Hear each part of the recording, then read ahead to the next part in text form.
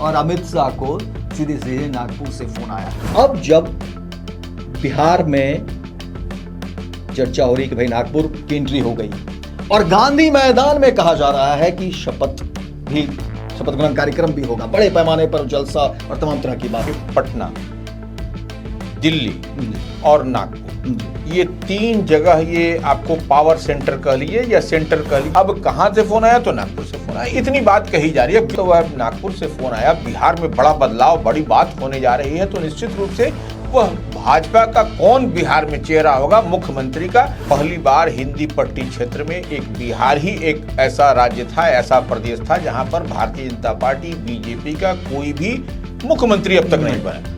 क्या जो जगह जदयू को मिला एक पैरेलली, बाकी गठबंधन के साझेदार सभी हैं, चाहे वो चिराग पासवान की पार्टी हो या फिर जीतन राम मांझी की पार्टी हो या फिर उपेंद्र कुशवाहा की पार्टी। हमको जो दिखाई पड़ रहा है इस बार Bharatiya Janata party front foot पर है। फ्रंट फुट कहने का मतलब कि मुख्यमंत्री बिहार भारतीय जनता पार्टी की ओर से बनेगा, तो ऐसे में भारतीय जनता पार्टी भी जो मंत्रिमंडल जो कैबिनेट बनेगा भारतीय जनता पार्टी के नेतृत्व में, उसमें देखिएगा कि बीजेपी के कम मंत्री कि लिफाफे में जो नाम बंद हो गए हैं, क्योंकि दर्शक भी चाह रहे होंगे कि भाई वो नाम बता दीजिए।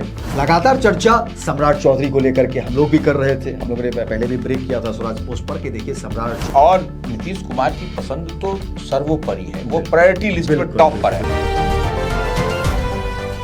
नमस्कार, मैं हूं अमित सिंह और आप देख रहे हैं स्वराज पोस्ट। देखिए, इस वक्त की सबसे बड़ी खबर लेकर के हम आए हैं और ये खबर अभी किसी के पास नहीं है और इस खबर के बाद बिहार की राजनीति गलियारे में खलबली मच जाएगी।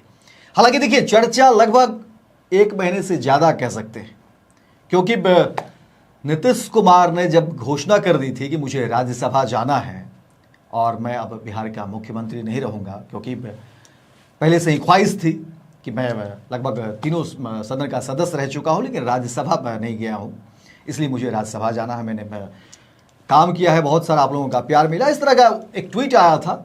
और उसके बाद देखिए कि अब तो हालांकि नीतीश कुमार ने शपथ भी ले ली है राज्यसभा के सदस्य के रूप में, लेकिन जो चर्चा चल रही थी बिहार की सियासत को लेकर के, बिहार का मुख्यमंत्री कौन होगा नीतीश कुमार के बाद, उसी खबर पर एक तरीके से मुहर लग गई है। बिहार का मुखिया कौन होगा? देखिए, जो अब तक लोग जानना चाह रहे थे, हम लोग लगातार सर इस खबर पर डिस्कस कर रहे थे, बता रहे थे, एक एक अपडेट्स लोग को दे रहे थे। हालांकि बाकी चैनलों ने मुझे लगता है कि लगभग 100 ऐसे नाम गिना दिए मुख्यमंत्री के चेहरे के रूप में, लेकिन अभी जो हम आपको खबर ब्रेक करने जा रहे हैं, क्योंकि ब्रेक हम इसलिए कह रहे हैं क्योंकि लिफाफे में वो नाम आ गए हैं कि आखिर बिहार का मुख्यमंत्री कौन बनेगा।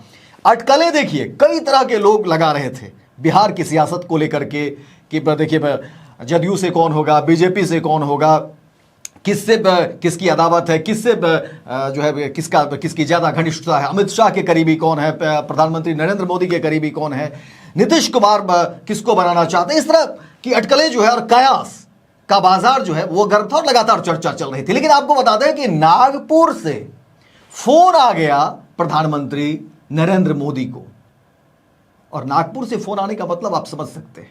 और अमित शाह बीजेपी के चाणक्य कहे जाते हैं और अमित शाह को सीधे सीधे नागपुर से फोन आया है।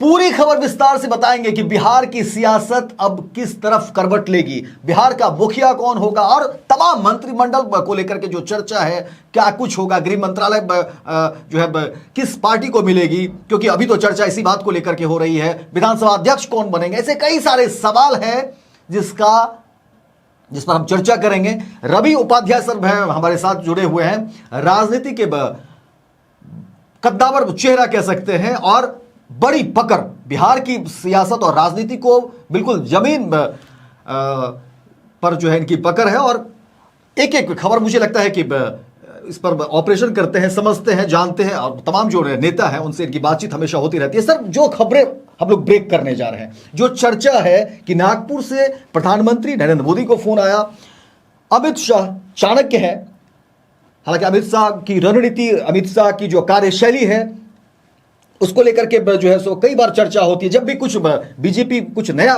काम करती है तो कहा जाता है कि नहीं, इसने अमित शाह का देखिए कि किस तरह से फैसला आ गया, और इस रणनीति कूटनीति चुनावी भी देखेंगे। ऐसे भी देखिए असम में चुनाव है, पश्चिम बंगाल में चुनाव है, इन तमाम चीजों को लेकर के अमित शाह ऐसे ही खबरों में है। लेकिन अब जब नागपुर की एक बार फिर से एंट्री हो जाती है और बिहार का एक तरीके से, ठीक है, मुख्यमंत्री से इस्तीफा नीतीश कुमार ने नहीं दिया है, लेकिन नीतीश कुमार ने बयान तो दे ही दिया, शपथ तो ले ही ली राज्यसभा सदस्य के रूप में, और नीतीश कुमार ने तो कह ही दिया कि अब मैं जो है इस्तीफा दे दूंगा और मैंने काम किया है, अब मुझे यहां काम करना है। वो तमाम खबरें भी हम लोगों ने चलाया था। अब इस पूरे मसले पर क्या कुछ कहेंगे?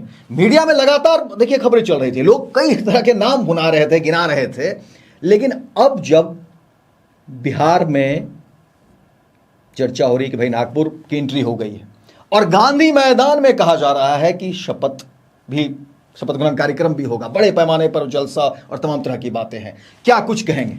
नहीं, देखिए सबसे बड़ी बात, इसको हम लोग जो इसको डिकोड कर पा रहे हैं, जी, ये डिकोड ये करना है कि देखिए पटना, दिल्ली और नागपुर, ये तीन जगह ये आपको पावर सेंटर कह लीजिए या सेंटर कह लीजिए, और तो यहाँ पर, और उसके बाद आपको जो नीतीश कुमार का अपने कार्यकाल देखा लंबे समय तक, 20 वर्षों तक, वह गुड गवर्नेंस के लिए, बिल्कुल गुड गवर्नेंस का मतलब सुशासन, तो सुशासन से आपको उसमें CCC आता है, क्राइम, करप्शन और कम्युनलिज्म। तो ये CCC से नीतीश कुमार ने कभी कंप्रोमाइज नहीं किया। तो भारतीय जनता पार्टी भी यही चाहती है तो कि ऐसा कोई चेहरा हो कि जो पहली बार हिंदी पट्टी क्षेत्र में, एक बिहार ही एक ऐसा राज्य था, ऐसा प्रदेश था जहां पर भारतीय जनता पार्टी, बीजेपी का कोई भी मुख्यमंत्री अब तक नहीं बना। तो ये देखिए श्रद्धेय अटल बिहारी वाजपेयी का यह सपना था कि बिहार में भी अपना मुख्यमंत्री हो भाजपा का। यह एकदम ऑन रिकॉर्ड विजय सिन्हा ने स्वयं कहा था भाजपा के प्रदेश कार्यालय में, आप याद कर लीजिए, उसको निकाल के देख लीजिएगा। तो वो सबसे बड़ी बात है। तो अब सपना जब पूरा हो रहा है, सब बात हो रही है, तो निश्चित रूप से आप कह रहे हैं नागपुर से, तो नागपुर से निश्चित रूप से इसमें इंटरफेरेंस है। इसको आप साइडलाइन माने इसको इनकार नहीं कर सकते कि नागपुर का इसमें इंटरफेरेंस नहीं है, क्योंकि ये बहुत बड़ा सपना भारतीय जनता पार्टी का पूरा होता हुआ दिखाई पड़ रहा है। तो ऐसे में निश्चित रूप से नागपुर का सहमति, नागपुर की सहमति होनी बहुत ही जरूरी है। और यही जो बात आप कह रहे हैं, नरेंद्र मोदी को फोन आया कि नहीं आया, क्योंकि हम नहीं जानते, लेकिन जो दिल्ली के पॉलिटिकल कॉरिडोर में, जो वहां पर सचिवालय के कॉरिडोर में, जो सेक्रेटेरिएट जो दिल्ली का है, वहां पर जो खबर है कि सीएमओ में माने पीएमओ में फोन आया।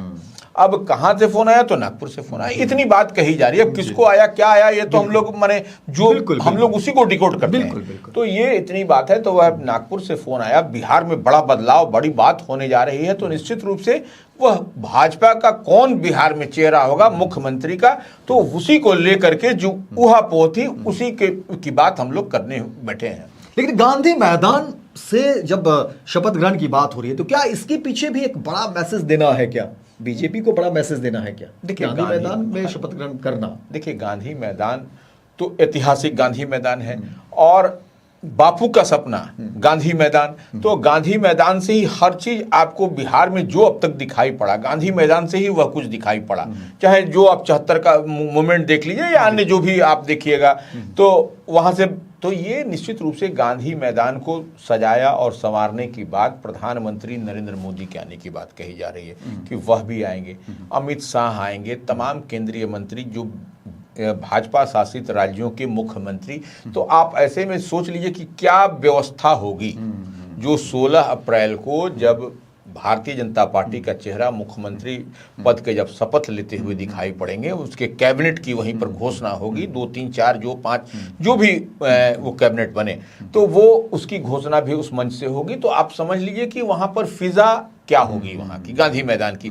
तो निश्चित रूप से हिस्टोरिकल प्लेस है गांधी मैदान, तो और वहां पर पटना के गंगा तट से सटा हुआ इलाका है। तो आप उस चीज को समझ लीजिए कि गंगा मैया भी रहेंगी, आपको ऐतिहासिक गांधी मैदान भी होगा, और उसके लिए तमाम तरह की व्यवस्थाएं प्रशासन की ओर से धीरे धीरे करती हुई दिखाई पड़ रही हैं। क्योंकि आप जब ही देखिए पीएमओ का जब मूवमेंट होगा या कई राज्यों के चीफ मिनिस्टर का मूवमेंट होगा बिहार में उस दिन, तो सब कुछ फिजा बदली हुई दिखाई पड़ेगी आपको। उसी के लिहाज से प्रोटोकॉल के तहत सारी व्यवस्थाएं की जाएंगी कि कहां पर कैसे करना है, किनको किस रूट से आना है, कितना बज के कितना मिनट पर। तो यह सब तमाम तरह की जो प्रैक्टिस है, ब्लूप्रिंट पे उस पर काम शुरू हो गया, काम शुरू हो गया है। लेकिन एक सवाल यह भी है कि अब जब, क्योंकि बीजेपी का मुख्यमंत्री होगा ये तो तय हो ही गया है, क्या जदयू की जो पहले स्थिति थी, गठबंधन की हालांकि एनडीए में तमाम दल हैं, लेकिन जदयू की जो पहले स्थिति थी, यानी या अब तक कह सकते हैं, क्या अब वो स्थिति बनी रहेगी? यानी मंत्रिमंडल विस्तार की हम चर्चा कर रहे हैं, क्या जो जगह जदयू को मिला था एक पैरेलली, बाकी गठबंधन के साझेदार सभी हैं, चाहे वो चिराग पासवान की पार्टी हो या फिर जीतन राम मांझी की पार्टी हो या फिर उपेंद्र कुशवाहा की पार्टी हो, लेकिन जदयू और बीजेपी एक पैरेलली जो चल रहा था, क्योंकि जब भी कुछ ऐसा सीटों का बंटवारा या तमाम चीज़ें होती थी तो या तो फिर जदयू को कंप्रोमाइज़ करना पड़ता था या बीजेपी को, और यही दोनों को बेस्ट, ठीक है भूमिका सबकी है, लेकिन ये दोनों एक तरह से बराबर के साझेदार के तौर पर देखा जा रहा था। क्या अब उस साझेदारी में क्या कुछ कमी आएगी या फिर कुछ नए बदलाव या फिर नई पार्टियां जो एनडीए गठबंधन की तमाम जो और बाकी जो उनके घटक दल हैं उनमें किन्हीं को बढ़ावा मिलेगा? चाहे चिराग पासवान को लेकर के बातें हो रही है, क्या इसमें इसके पीछे क्या कुछ सच्चाई? नहीं, देखिए, जितनी बात आप देख और समझ पा रहे हैं, हम लोग भी देख रहे हैं उसको बारीकी के साथ, तो एक बात मान के चलिए कि जो आप 2025 का जो परिणाम निकल करके आया उसमें नीतीश कुमार की जो कैबिनेट थी या कैबिनेट है अभी भी, तो उसमें आप देख लीजिए क्या डिस्ट्रीब्यूशन हुआ। उसमें जो डिस्ट्रीब्यूशन हुआ, भारतीय जनता पार्टी के मैक्सिमम आपको मंत्री थे, कोटे की बात हम कर रहे हैं, तो वो, और देखिए जेडीयू ने कम बनाया था, यह भी ऑन रिकॉर्ड है। और आपको हिंदुस्तानी आवाम मोर्चा, जीतन राम मांझी की पार्टी, या आरएलएम से उपेंद्र कुशवाहा की पार्टी से, या चिराग पासवान की पार्टी से 2-1-1 ये फिगर था। तो और आपको भारतीय जनता पार्टी ने बड़ा अपना कुनबा तैयार किया था, बड़े उसके मंत्री थे, और जेडीयू ने कम, क्योंकि देखिए फिर जेडीयू में था कि हम एक्सपेंशन करके और कुछ बढ़ाएंगे, लेकिन अब तो स्थिति परिस्थिति बदल गई है। तो ऐसे में निश्चित रूप से जो जितने कोटे की बात है वो लोग करेंगे, उसमें भी कहीं कोई दो मत नहीं। लेकिन हमको जो दिखाई पड़ रहा है, इस बार Bharatiya Janata party front foot पर है। फ्रंट फुट कहने का मतलब कि मुख्यमंत्री बिहार भारतीय जनता पार्टी की ओर से बनेगा। तो ऐसे में भारतीय जनता पार्टी भी जो मंत्रिमंडल, जो कैबिनेट बनेगा भारतीय जनता पार्टी के नेतृत्व में, उसमें देखिएगा कि बीजेपी के कम मंत्री होंगे, इतनी बात मान लीजिए। क्योंकि देखिए बीजेपी के कम मंत्री होंगे, बीजेपी के कम, क्योंकि वह स्पेस रखेगी कि आने वाले समय में अगर यदि कुछ होता है, जो व्यवस्थाएं बदलती हैं, तो फिर हम उसमें उसको एडजस्ट करेंगे, जो जदयू कर रही थी, जो जदयू कर रही। और ये देखिए, ये एक तरीके से पॉलिटिकल प्रैक्टिस भी यही कहता है, पॉलिटिकल प्रैक्टिस। हम इस बात को समझना, पॉलिटिकल प्रैक्टिस स्थिति परिस्थिति के अनुसार से आगे पीछे किया जाता है। तो ये भारतीय जनता पार्टी इस बार करेगी, क्योंकि अंदर खाने में जो हम देख और समझ पा रहे हैं, जितनी हमारी जानकारी है, उसमें यही दिखाई पड़ती है, भारतीय जनता पार्टी इस बार कम आपको स्पेस देती हुई दिखाई पड़ेगी, क्योंकि वह चाहेगी कि वैसी स्थिति परिस्थिति आए तो फिर हम किसी को एडजस्ट कर सकें। तो ये एक बड़ी बात है। एक सवाल और निकल कर सामने आ रहा है कि अब देखिए जिस तरह से परिस्थितियां बन रही है कि बहुत कुछ लगभग एक फ्रेम तैयार ही हो गया, बाकी उस पर काम चल रहा है, तमाम रणनीति बनाया जा रहा है कि भाई गांधी मैदान में कैसे कैसे शपथ ग्रहण होगा और क्या कुछ होगा। लेकिन जो चर्चा हम उन्हीं सब चीज़ों को लेकर कर रहे थे कि लिफाफे में जो नाम बंद हो गए हैं, क्योंकि दर्शक भी चाह रहे होंगे कि भाई वो नाम बता दीजिए, जो 2 नाम को लेकर के चर्चा हो रही है, और उसको जो है सो फिर एक कह सकते हैं कि फाइनलाइज किया जाएगा। और 2 नाम का खुलासा हम लोग भी कर दें कि भाई लिफाफे में जो 2 नाम हैं, हालांकि कहा जा रहा है कि आज शाम तक जो है उन 2 नामों का भी लगभग क्लियर हो जाएगा और फिर वो बता देंगे आपको क्या कुछ होगा। लेकिन लिफाफे में 2 नाम आ गए हैं। जिस तरह से बातें कही जा रही है कि भाई नागपुर से फ़ोन आया अमित शाह को और जो प्रधानमंत्री नरेंद्र मोदी को, मतलब पीएमओ कार्यालय में जो फ़ोन आया है, और उसके बाद जो चीज़ें बनी है, और उसके बाद देखिए फिर तैयारी शुरू हुई। और सबसे बड़ी बात ये है कि उस फ़ोन के बाद बिहार में देखिए तैयारियां शुरू हो जाती है। गांधी मैदान को लेकर के किस तरह से रोड मैप तैयार हो रहे हैं, अंदर खाने, गाड़ियों का आना जाना, नेताओं का मिलना, और फिर उस पर एक तरीके से कह रहे हैं अंदर खाने बैठक। वो अब कैमरे में तो सारी चीज़ें बताएंगे नहीं, तो अंदर खाने बैठक शुरू हो गई है, और गहमा गहमी जो कह सकते हैं, गहमा गहमी तेज हो गई है, और इंतजार उसी पल का है कि भाई वो लेटर पटना आ जाए और पटना आकर के फिर खुलासा कर दिया जाए और फिर बता दिया जाए कि भाई कैसे क्या होगा। लगातार चर्चा सम्राट चौधरी को लेकर के हम लोग भी कर रहे थे, हम लोगों ने पहले भी ब्रेक किया था स्वराज पोस्ट पर कि देखिए सम्राट चौधरी पहली दावेदारी में हैं। बिल्कुल। देखिए, अब आप बता दीजिए। देखिए, निश्चित रूप से जो लिस्ट और लिफाफे की बात आप कह रहे हैं तो वह देखिए कहीं ना कहीं उतना इंस्ट्रक्शन तो आ ही जाता है। तो वो अब देखिए सवाल ये है कि नाम तो कई चेहरे दिखाई पड़ रहे थे, कई नाम जो सो पॉलिटिकल कॉरिडोर में चर्चा थी, वो राजनीतिक में तैर भी रही थी कि फलना बनेंगे, लेकिन ये एक बात समझ लीजिए कि सम्राट चौधरी को बनाने की बात कही गई है। सम्राट चौधरी ही मुख्यमंत्री होंगे, इसमें भी कहीं कोई दो मत नहीं है। देखिए बगल में पड़ोसी राज्य उत्तर प्रदेश है, वहां पर भी जिस समाज से आपको सम्राट चौधरी है उसका वोट आपको चाहिए। बिल्कुल। और ये सबसे बड़ी वहां पर स्थिति परिस्थिति है कि आपको समीकरण पर भी चर्चा हो रही है। हाँ बिल्कुल, जातीय समीकरण पर चर्चा हो रही है कि भाई बिहार अब यहां से कैसे टर्न लेगा, बिहार की राजनीति कैसे चलेगी। देखिए एक बात और समझना पड़ेगा, उत्तर प्रदेश और बिहार एक ऐसा राज्य है कि जहां से ही आपको दिल्ली का रास्ता तय होता है। मैंने दिल्ली कहने का मतलब कि लोकसभा का रास्ता और कौन वहां पर बैठेगा यह सब आपको दिखाई पड़ेगा। तो ये आपको बिहार भी सधेगा, उससे उत्तर प्रदेश भी सधेगा। तो ऐसे में फिट बैठ रहे हैं सम्राट चौधरी, इसलिए हम बता रहे हैं, दर्शक खुद समझदार हैं, वह खुद समझेंगे कि क्या हम बता रहे हैं। तो ऐसे में आप देख और समझ पा रहे हैं कि सम्राट चौधरी को बनाने से बिहार में आपको पड़ोसी राज्य उत्तर प्रदेश में जो अब चुनाव होना है, अभी बंगाल के बाद आपको वहां पर चुनाव होगा, तो वो स्थिति परिस्थिति आपको वहां पर भी साधना है कि कैसे हम वहां पर बेहतर स्ट्राइक करें और फिर से वहां पर बाबा के नेतृत्व में सरकार वहां बने। बिल्कुल, बिल्कुल। तो ये देखिए ये कहीं ना कहीं जरूरी भी है, मजबूरी भी है और पॉलिटिकली हमको यह सब दिखाई पड़े। पॉलिटिक्स में तो यही देखिए, या तो जो जरूरत है वही चल रहा है या जो आपकी मजबूरी होती है।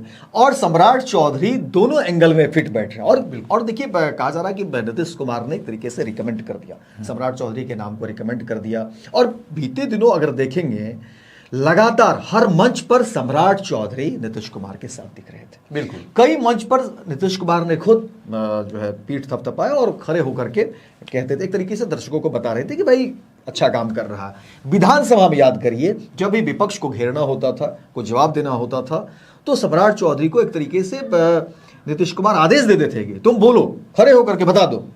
तो और सम्राट चौधरी ने स्वीकार भी किया है नीतीश कुमार के कार्यों की प्रशंसा। और उन्होंने कई बार कहा भी कि खुद कहीं जाते हैं तो हमको कहते हैं कि नहीं चलो, तुम भी चलो। तो एक गार्जियन की भूमिका। और याद करिए सुशील मोदी जिस तरीके से और जो बॉन्डिंग थी नीतीश कुमार के साथ, वो बॉन्डिंग मुझे लगता है कि सम्राट चौधरी बनाने में दोबारा कामयाब हुए। नहीं देखिए बाउंडिंग भी है और देखिए पॉलिटिकली आप कभी न कभी आप इसको देखिएगा, यह जरूरी भी दिखाई पड़ता है। पॉलिटिक्स में कुछ हमको यदि राजनीति में कुछ अचीव करना है टारगेट का, तो उस टारगेट को अचीव करने के लिए सम्राट चौधरी अभी पूरी तरीके से फिट एंड फाइन है। तो वो आप जब जैसी स्थिति परिस्थिति बनेगी तो सम्राट चौधरी का ही सब कुछ है। तो वो निश्चित रूप से जब एक और नीतीश कुमार की पसंद तो सर्वोपरि है, वो प्रायोरिटी लिस्ट में टॉप पर है, उसे इग्नोर नहीं किया जा सकता। बिल्कुल नहीं करेगा। आप ठीक है, वो भारतीय जनता पार्टी के प्लेयर हैं, भारतीय जनता पार्टी से हैं, लेकिन नीतीश कुमार की इच्छा। और देखिए फिर से यहाँ पर भारतीय जनता पार्टी के नेतृत्व में कैबिनेट बनेगी, लेकिन रहेगी डबल इंजन की सरकार रहेगी। बिल्कुल। इसलिए ये भी दर्शकों को बता देना होगा कि भाई इससे इनकार नहीं है कि जदयू जिस तरीके से पहले थी उसी तरीके से नीतीश कुमार भले दिल्ली चले गए हैं, लेकिन नीतीश कुमार की अनदेखी नहीं होगी। हर निर्णय में नीतीश कुमार साझेदार होंगे और नीतीश कुमार की सहमति जरूर होगी। और दूसरे नाम को लेकर के जो कहा जा रहा है कि, और उसका खुलासा भी रहने देते हैं, शाम में वो आ जाने दीजिए, क्योंकि उसमें एक पेज है, वो क्या कुछ है वो भी हम चर्चा कर देंगे। लेकिन लेटर आ गया है, लिफाफा जिसको आप कहते हैं, लिफाफा आ गया है और उसमें तय है बिहार का मुखिया कौन होगा, बिहार का नया चेहरा कौन होगा, बिहार का मुख्यमंत्री कौन होगा। बस कुछ इंतजार है, इंतजार के बाद स्वराज पोस्ट पर ही हम खुलासा कर देंगे तमाम चीज़ों का। बहुत बहुत धन्यवाद तमाम दर्शकों का। और स्वराज पोस्ट अगर आप यूट्यूब पर देख रहे हैं तो आप हमारे चैनल को सब्सक्राइब करिए और अपनी राय और अपनी टिप्पणी जरूर रखिए। और फेसबुक पर देख रहे हैं तो आप फॉलो करिए और वहाँ पर भी अपनी राय आप जरूर रखिए।